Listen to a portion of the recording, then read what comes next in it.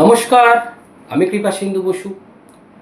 আজকে তোমাদের জন্য ক্লাস 9-এর ত্রিকোণমিতির একটা শর্ট ক্লাস আমি করাচ্ছি। এরপরে আমি ডেসক্রিপশন ক্লাস আসবো আবার।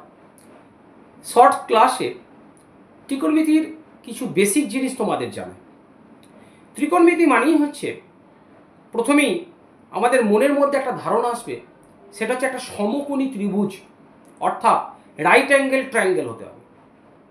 সেই রাইট অ্যাঙ্গেল ট্রায়াঙ্গেলের যে কোণটা সমকোণ, অর্থাৎ যে অ্যাঙ্গেলটা রাইট অ্যাঙ্গেল, তার অপোজিট সাইডটাকে আমরা বলবো হাইপোটেনিয়াস, এবং তার বেস সাইড, নিচের দিকে সাইডটাকে আমরা বলবো বেস, আর আদার সাইডটাকে আমরা বলবো পারপেন্ডিকুলার। বেস সাইডস এবং হাইপোটেনিয়াসের মধ্যে যে অ্যাঙ্গেলটা থাকবে সেটা যদি আমরা থিটা ধরে নিই, তাহলে ত্রিকোণমিতিতে কিছু টার্ম আমাদের এখন প্রথমে মনে রাখতে হবে। প্রথমেই সাইন থিটা। সাইন থিটা মানে হচ্ছে perpendicular by hypotenuse. Sine theta মানে perpendicular by hypotenuse. Next cos theta. Cos theta মানে হচ্ছে base by hypotenuse. Cos theta মানে বেস বাই হাইপোটেনিয়াস। আর নেক্সট হচ্ছে ট্যান থিটা। ট্যান থিটা মানে perpendicular by base. Tan theta মানে perpendicular by base.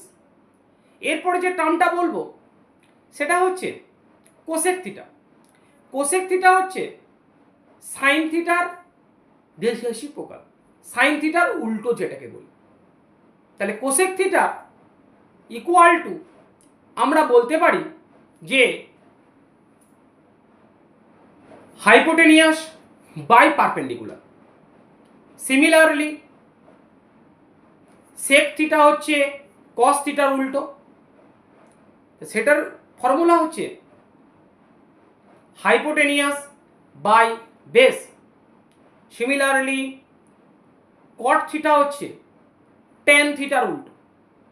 Tan থিটার formula আমি যেটা বলেছিলাম, ঠিক এখানে তার উল্টো হবে কট থিটা ইকুয়াল টু হবে বেস বাই পারপেন্ডিকুলার।